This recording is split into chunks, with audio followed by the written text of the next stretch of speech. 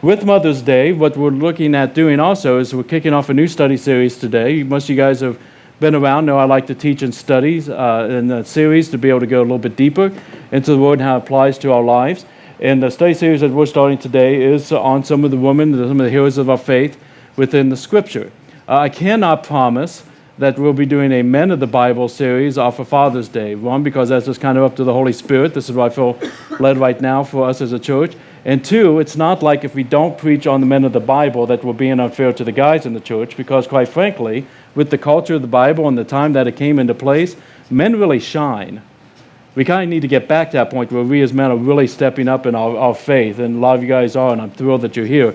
But a lot of times we're getting the men of the Bibles. So it's really good to be able to focus, I think, on some of the ladies. I know we do a little bit, we're pretty focused on trying to make sure that we keep a fullness of the Scripture, but I just kind of like to get in some time and look at some of the heroes of our faith. So we've got some coming up over the next couple of weeks.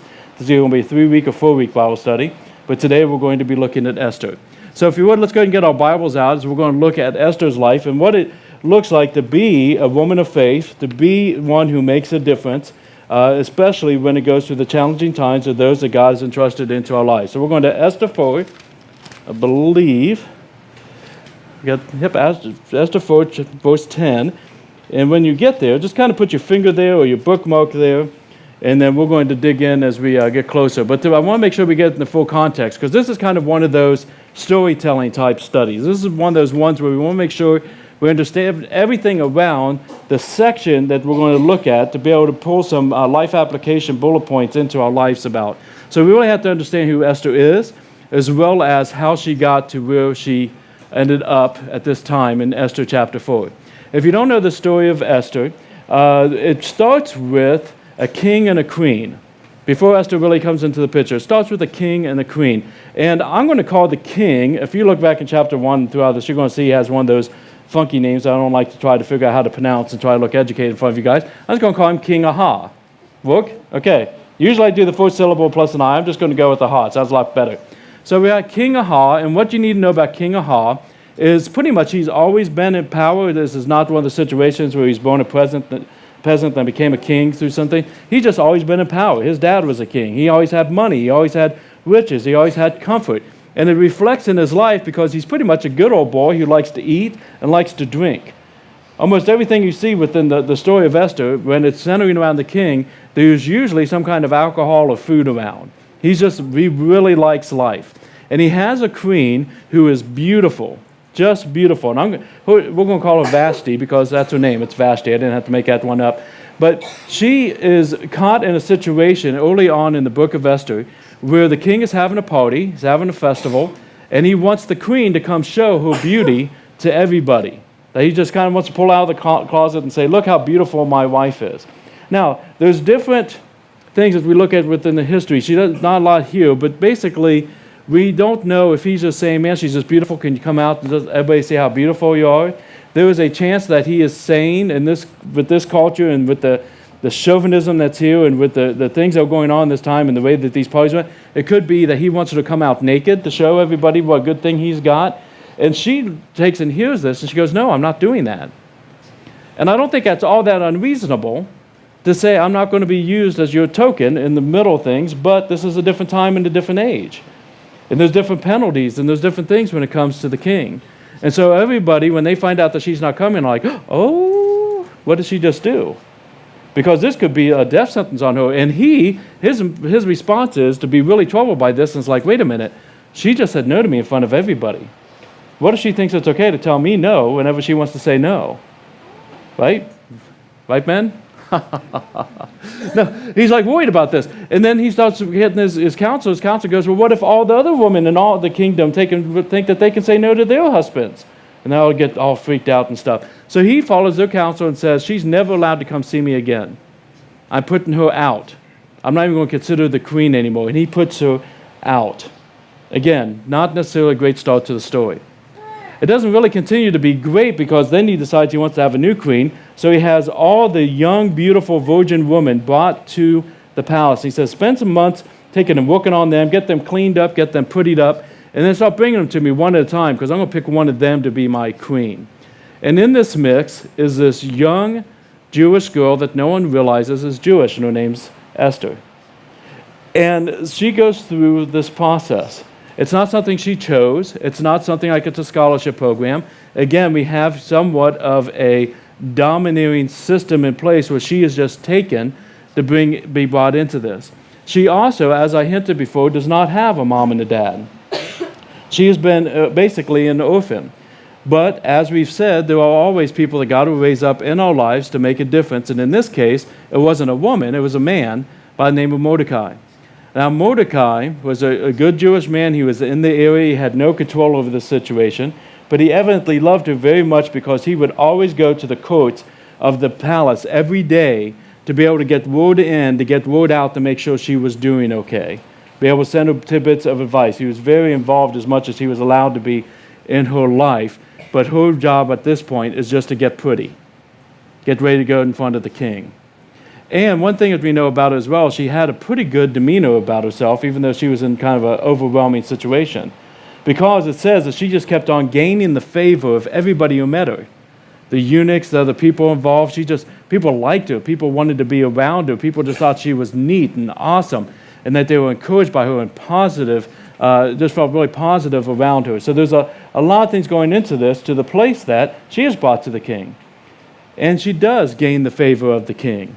And the king does fall in love with her. I truly believe he fell in love with her as we see through as the story continues going on.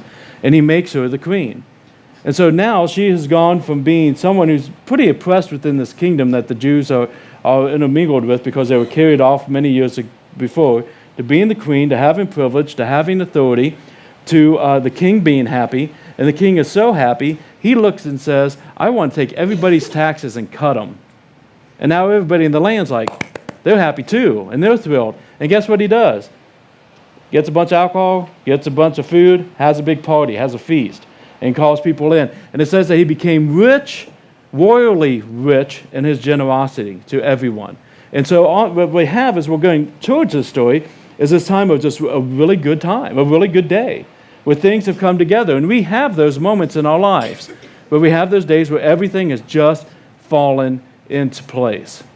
It could be when you're standing there and you're looking in the eyes of a loved one, you're sharing your vows to each other, and it's your wedding day, and everybody's looking at you, and the reception's about to happen, and you're ready to dig into that feast and that celebration. It could be the moment when you first hold your child, when you take and either have a child by birth or when you adopt a child and you have that baby in your arms for the first time, and you don't care about the bill collectors and what anybody else thinks. Is just this moment. Everything's in place. Everything is good. It could be a time we're going into graduation where you have this accomplishment after all these years and you got family together.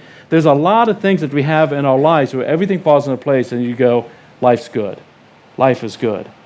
But when we have those moments, one of the things that we also know is true is Satan is very active, and he's more than happy to take their good day and turn it into something that's overwhelming. And this is what happens when we find Esther with the situation with the king. Because there's one other person that's in this story that we haven't talked about yet, named Haman, who's just a big thorn in the side in a major, major way. I'm sure you've got somebody in your life that probably falls into that boat. Haman has got some serious issues where he's not trying to do it God's way and he wants his own way. Now, he's been successful up to this point. Haman is raised up through the ranks, and he's now the right-hand man of the king. So he has quite a bit of power and authority. He's got the king's ear. And so he worked hard to get to that place. A lot of people in the community have respect for him to the point that even though legally they do not have to bow to him, when he walks through the streets, the people bow. There's like, that's Haman, man. That's the king's right-hand man. He looks at all he's done, and they bow and they honor him. And he liked it. And he started getting pumped up by it, and he started getting to the point where he depended on it, so that if anybody did not bow to him, it wrecked him. And there was one person who would not bow to Haman. It was Mordecai. It was the gentleman who had taken and invested into Esther, loved Esther, was basically the father figure in Esther's life. He would not bow to Haman, and it made him lit. So much so that he didn't just want to have Mordecai pay. He didn't just want to have him killed. He wanted every single Jewish person, because that was Mordecai's race, to be annihilated and wiped out because his anger burned so bright. His pride burned so much against Mordecai. That's messed up. That's where pride takes us sometimes. That's where ego takes us sometimes, but that's pretty messed up. When we talk about Hitler and the Nazis and genocide, this is the situation we're looking at here. And so he goes to the king, and he says this, King, I hate to say this to you, but there's a people in the land who disrespect you. And so he's lying. It has nothing to do with him, but they disrespect you. And I love you so much, and I am so devoted to you that it drives me crazy to see this happening in our communities. And there would be nothing I would love more if you would just give me the authority to deal with them so I could fix that, because I don't like them talking behind your back. And the king, he's probably got a chicken leg and a Bud Light in his ear, and he's like, okay, whatever, that sounds good to me, do whatever you want, I'll just sign the papers, blank check, you do what you want. And he says, that's exactly what I needed. And he sends out letters to all the land saying that here in this date, and in a few months, every single Jewish person, whether it be a little boy, little girl, older person, middle-aged woman, man, no matter who they are, if they are Jewish, kill them. We're going to wipe them out of our community, just annihilate them from beginning to end. And as you can tell, the good days are no longer good. All of the land, everybody but those protected by the palace, in other words, Esther, know of this genocide that is to come. And there's a great crying out, there's a great weeping against this. And obviously, Mordecai takes notice. Mordecai is part of this. He wails, he cries out. It says that he tears his clothing and puts on sackcloth and covers himself with ashes, which I know sounds a little weird, but in their culture at that time, that meant I'm extremely mournful. And he would go into the courtyards and he would cry out, and he was wailing and just going ballistic to the point that everybody noticed. And it got back to Esther that Mordecai is freaking out. So she sends somebody to go and get some word of what's going on, and he sends word back to her, and they have this conversation that really starts to illuminate what happens when you go into those bad times, when all of a sudden it's not a wedding, it's actually a marriage, and you're dealing with the ups and downs. So it's not just when you're first holding your child, but when you start going through the challenges of being a first-time parent. Or it's not just when everything's falling into place, but your child is being bullied at school, or they're going through struggles at school, or things aren't going right at the job. When things go bad, especially for people that you have an opportunity to be a voice in their lives, how do we step up in a way that lets God have his way instead of what Satan's trying to do? So this is what leads us up to Esther 4, now that we've got the context there. And it's going to bring it into verse 10, where we're going to pick up this conversation that's going between Esther and Mordecai. And it says this, Esther spoke to Hattach and commanded him to go to Mordecai and say, all the king's servants and the people of the king's provinces know that if any man or woman goes to the king inside the inner court without being called, there is but one law, to be put to death, except the one to whom the king holds out the golden scepter, so that he may live. But as for me, I have not been called to come to him, to the king, for 30 days. So when the advice of Mordecai comes to Esther saying, here's what needs to happen, you need to step in, you're the intercessor, she says, wait, time out. Everybody knows that I cannot do that unless if he calls me in. If he calls me in, I'm fine, but he hasn't done so in a month. I'm off of his radar. I don't see anything where he's going to be calling me into his house anytime soon. And if I go in to see the king without him calling me, it automatically is a death sentence. And again, we've covered this before. This is part of that culture again at that time. If the king did not call you and you walked in to see him, it equals death, period. There is no trial, there is no nothing. The only thing that can save you is the king raising up his scepter saying, it's okay, I pardon them. I mean, you're already guilty, I pardon them. I'll let them come in and see me. So she knows as she walks into this, what good am I if I'm dead? I have no opportunities here. In verse 12, as she's exhibiting this fear, this understandable fear, when she's seeing this type of overwhelming situation, Mordecai, here's what she has to say in verse 13, says back, do not think to yourself that in the king's palace you will escape any more than all the other Jews. For if you keep silent at this time, relief and deliverance will rise for the Jews from some other place, but you and your father's house will perish. And who knows whether you will have not come to this kingdom for such a time as this. Now it's from this section and the verses that we'll cover here in a second that I'm going to pull some points that I want to cover with you. If you're going through a situation, especially if you're a person of influence or a woman of influence in other people's lives when they come up against a tough situation. The things that we're going to pull from this area, and we'll break these out, is that when you find yourself in that place of influence, don't forget that you are positioned. Okay, we'll put these up. Yep, that you are positioned. And this is, we've talked about a little bit. We're going to talk about a little bit more. Don't forget that you can be part of God's testimony and what God's doing. Make sure that you are willing to go through the situation to get the blessing. Do not try to go through it by yourself. And to make sure that you tackle it God's way. And for our note takers, we're going to leave those up there for a little bit as we talk about them. But you are positioned. You can be part of the testimony. Go through the situation to get to the blessing. And do not try this alone and tackle it God's way. Let's start with the first one. Your position. We've talked about this not too long ago when we were talking about evangelism, right before we did the Romans 8 situation. We are all positioned.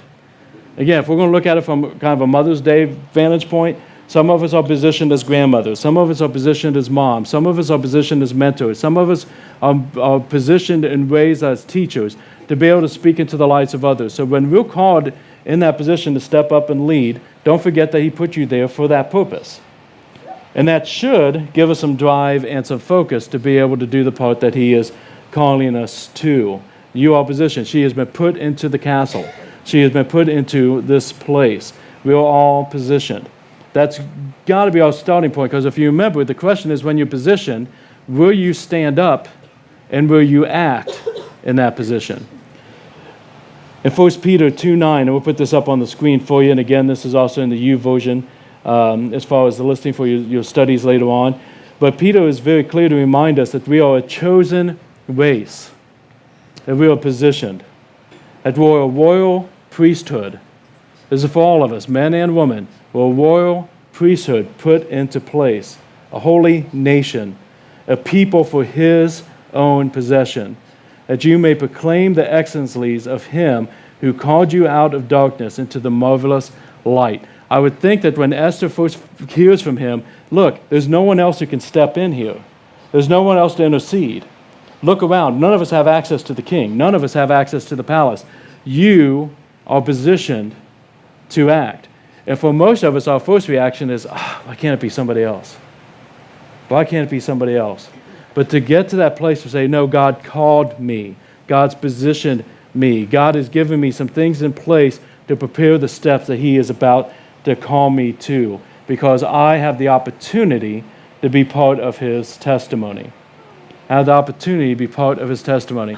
Listen, this is a big thing for us to get our heads around. God is doing testimonies around us all the time.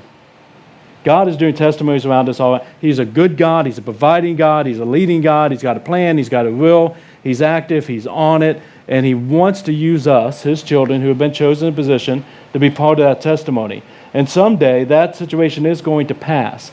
And on the other side of it, we either get to be part of the celebration or be on the outside looking in because we said no. That decision is in front of us 24/7. This past week on Monday night, they I think it was this past week. My wife will correct me if I'm wrong. But they had the orchestra concert at River Valley Schools. And our daughter's 6th grade orchestra, so you go and you sit there and enjoy the show. And as that, had the junior high and the high schoolers. And the young lady who leads that, the teacher over that, her name is Miss Lema. We've known her for Jenny longer than I have, but we've known her for some time. Love her, really respect her. If you guys remember, on our Christmas Eve gathering, we had a small string orchestra over here that did music before and afterwards. That was a group called Fab Four from River Valley. It's like the 4 students are kind of the top of the game at River Valley that do different concert stuff. One of the kids going to be here, Miss Lema's here, playing with them. She was the one that agreed to help us out. Great lady, neat lady. And probably my favorite part of the night, outside of watching my own child play, was when they got to the point with the seniors, knowing that this is the last concert, and the relationship that she had with the seniors. And so having those seniors come up, taking and recognizing them, giving them their awards, talking about what they meant to her, was a very emotional time for her, as it would be for any of us who are coming to a close of a season of being able to be a mentor and somebody who cares about life. And as they got up there and they did a group hug around her and just kind of like overwhelmed her, which is awesome, like in a good way, I was like, man, I love being part. I admit it. I probably got at least 3 tears out of it.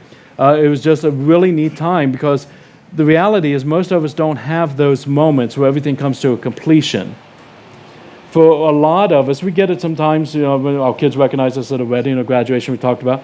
But for a lot of us, the testimonies you're a part of, you might not know anything about it until we get home.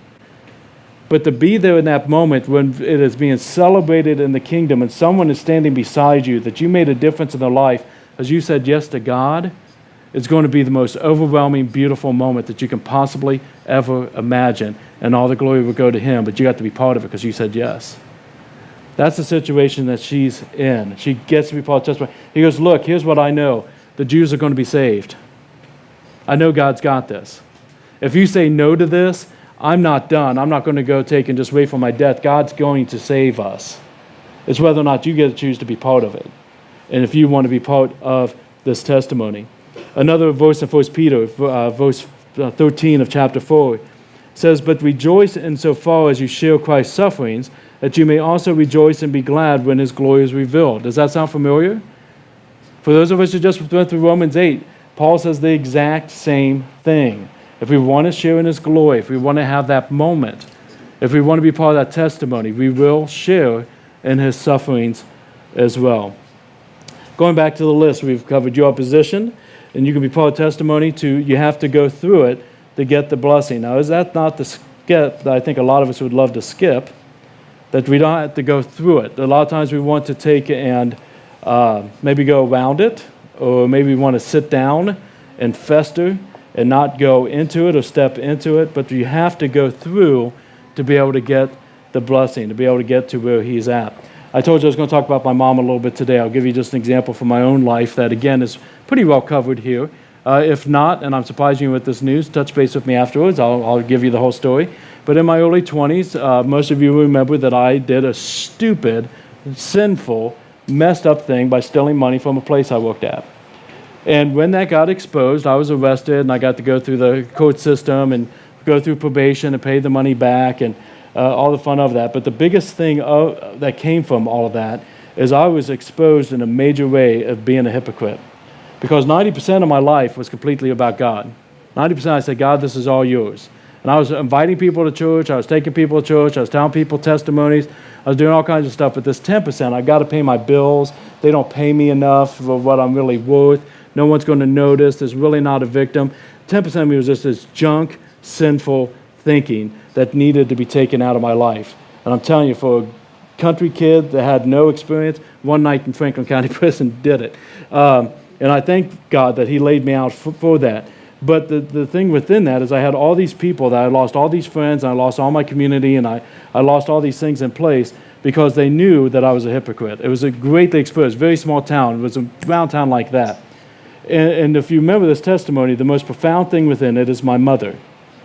The most profound moment for me, and really changed everything, was when I was in her bedroom weeping like a baby because everybody knew I was a hypocrite, that I completely turned a lot of people away from God.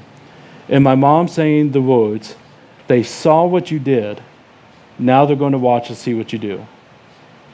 And that changed everything.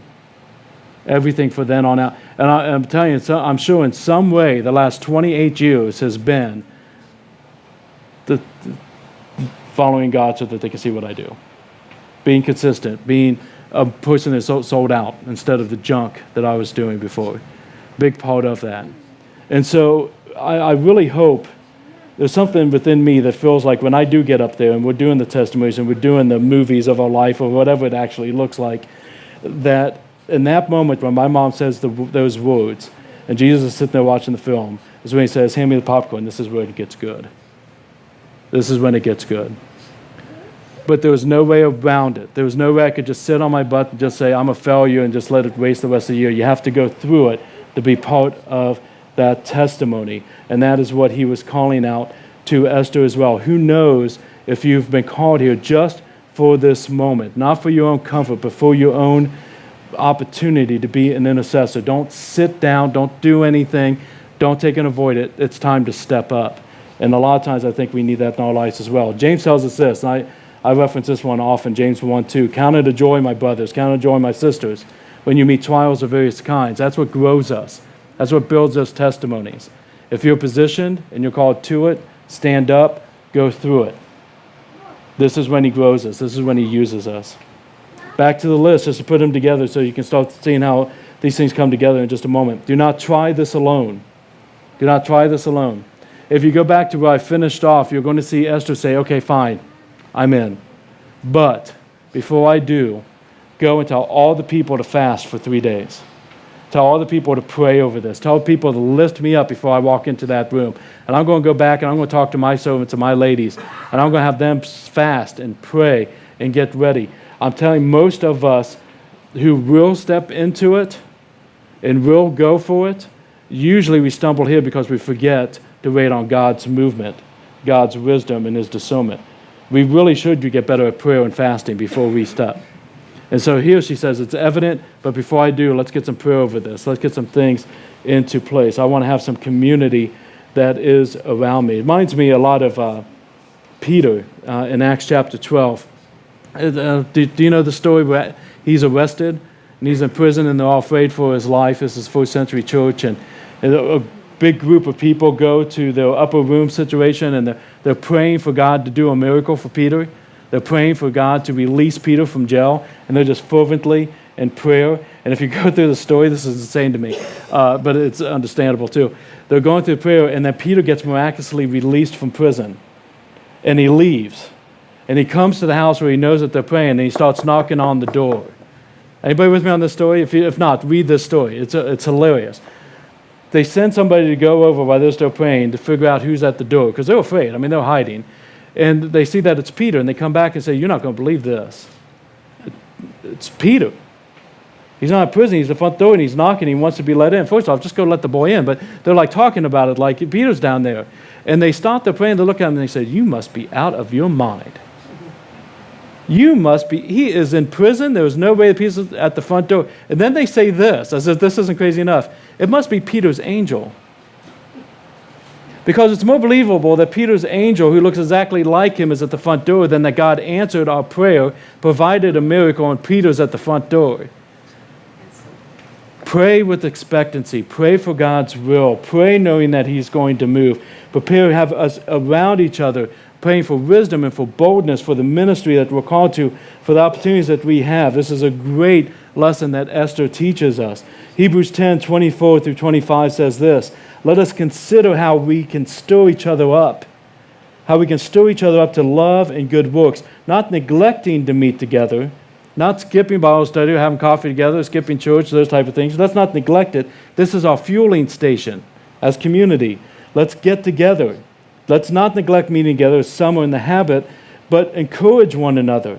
And encourage each other all the more as you see the day drawing near. And we're going to see the responses of this prayer and fasting in just a moment. The last one I'll just give to you, and then I'll show you how all this works in Esther's story, is tackle things in God's way. Do not tackle things your own way. We're going to see how that falls apart each and every time if you haven't experienced it enough to believe it yourself. But in this particular case, Esther had a big issue, a big situation, just like you might have a big situation in front of you today. Just like you might be dealing with a situation or being called to champion or intercede for someone else. And we're holding on to these promises. Let me just give you 2 Corinthians 3:17, and I'll get back to the story. It says, the Lord is the Spirit, and where the Spirit of the Lord is, there is freedom. And if you remember, we just talked about this verse last week. And if you look at the original Greek, the best interpretation of this is where the Spirit of the Lord is Lord, there's freedom. When you follow him, when you lean into him, when you let him have your way, when you're not struggling with him, when you're not taking and undercutting him by taking him not walking in faithfulness, when he's Lord, there is freedom, and it will play out in your life. This is how it works out in Esther's.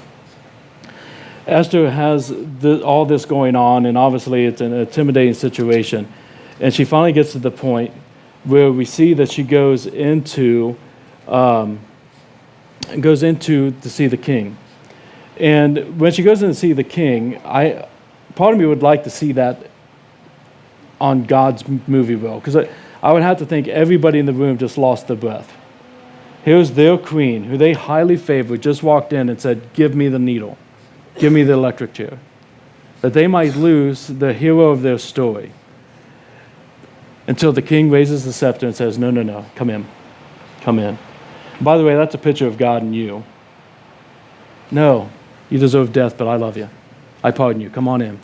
So she comes in, and she comes up to him, and he says this. He says, I love you. You are just crazy, crazy good for me. And you just get any request that you want. I don't even know why you're here, but whatever you want, I'm going to do it for you. I just want to let you know that up front. Half the kingdom is yours. Whatever you want, what do you want? What can I do for you, dear? And she does not say, Haman's causing a lot of problems. Can you kick him in the butt? That's not what she says. What she says is, I really badly want to make you a feast.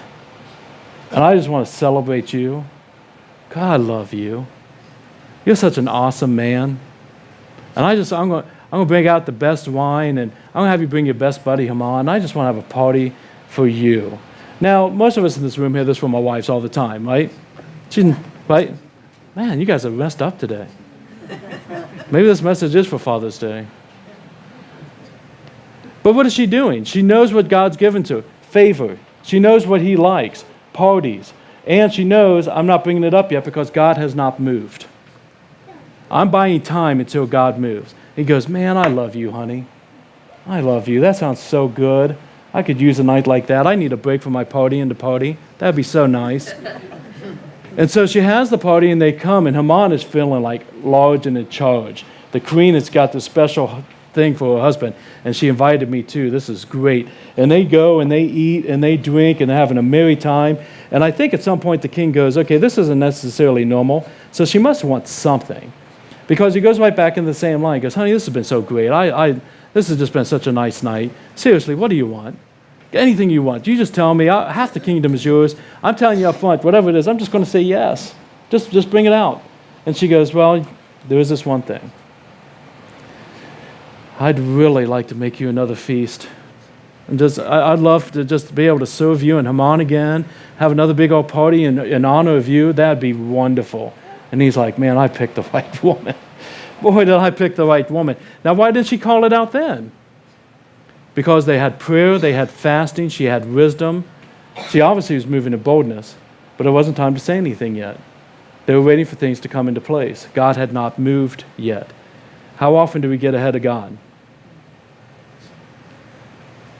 So they get real excited about this second party, and they go their separate ways. Haman goes home, and he's talking to his wife and his friends, and he goes, guys, you won't believe this. Everything's turning up roses for Haman. Everything's turning up roses for me. The Jews are going to be wiped out. I'm at the top of the list for everybody the king has. I am so important now that I'm invited to their personal parties. I'm like the third wheel, and I don't care type thing. Things are going great. The only thing that really keeps bothering me is this Mordecai guy still will not bow down to me. He is driving me crazy. And his wife says, honey, you don't need to have that in your life. That's not good for you. Why don't you have some gallows made overnight right here at the house, and tomorrow, after you talk to the king, just bring that guy out here and let's just hang him. Let's just kill him. We don't have to wait till that whole edict thing. You've got all the power. We'll just kill him. He goes, that sounds good to me. That sure would be a nice way to kick off the morning. And so he goes to bed feeling like he's got a solution for his problem. Problem is the king can't sleep. The king cannot sleep. Let me tell you this. If you feel God's waking you up in the middle of the night because he's trying to get your attention, don't try to go back to bed. Pray, get into the word, whatever it takes. He wakes you up because he tries to get your attention. That's what he did to the king. And so the king wakes up and he cannot sleep, and it's driving him crazy. And so he calls the eunuchs, and he takes and tells them to go get the book of memorable acts. That sounds like a fun book. The book of memorable acts. And whenever somebody does an act that they don't want to forget, they get this book out and they write their story in the book. Just tell me good stories, just good things. It's driving me crazy. I got a headache. Just read me good things. So they're reading them these stories, and they come across the story of this guy that found out the two people were going to kill the king, and this guy stepped forward and he foiled the attack. He saved the king's life. Those two guys were arrested and killed, but this guy saved the king, and the king's like, I kind of remember that. What did we ever do for that guy? And they said, nothing. Nothing's ever been done for him. He goes, oh, we got to do something for him. What's his name? Oh, his name's Mordecai, the Jew. There was nothing Esther could have done outside of prayer to put this moment into place at the right time in the right way. This is why we wait before the Lord instead of trying to do it by ourselves. So he's sitting there, and it's getting to be morning, and he goes, we got to do something for this guy. I can't believe he saved my life, and I didn't do anything. Go out and look in the courtyard who's there. And they look out, and here comes Haman walking in the courtyard. They're like, well, Haman's coming in with the morning. He looks like a good mood. He's got coffee, and he's like, okay, call him up here. So he calls Haman up, and he says, hey, look, I got this situation. I got this guy. I'm crazy about him. He's done such great things. I really want to honor him in the highest way possible that a king can honor anybody. What do you think I should do? And Haman's going, oh, he's talking about me. It's all about Haman. Everything's going good about Haman. He goes, oh, I'll tell you what you do. You get your best clothes and your best robes, and you put that on that boy. You give him rings, and you take and put him up on your horse, and you have him led around town with the town herald in front of him, blowing a horn and yelling out to everybody, this is the king's favorite. This is the man that the king loves. This is the man above all other men in the whole community. This is what you do. Just take him out and just shower him. I wonder who it could be. He goes, great, because his name's Mordecai. He's usually down in the courtyard. So if you can go down and get him and dress him up and give him those rings, get my hose out, that'd be great. And just parade him around. And I want you in front of him blowing that horn and just yelling out, this is God, the king's favorite, and this is what he's done, and he has saved the king. And just knock that out by 9. That'd be great. That's what happens when you try to do it your own way. You end up on the path to Haman instead of the path of God.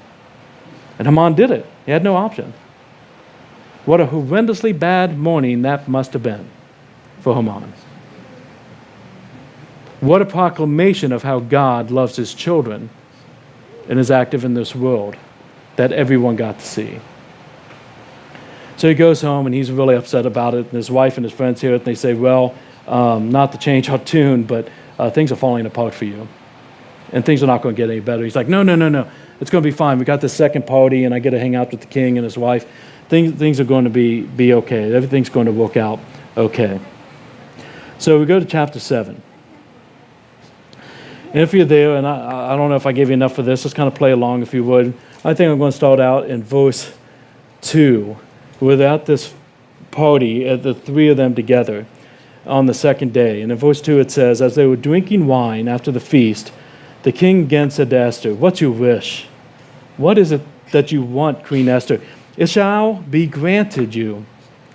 And what is your request? Even to half of my kingdom it shall be fulfilled. Then Queen Esther did not say, I want to make you a third feast. Queen Esther said, God has moved, now it's my time.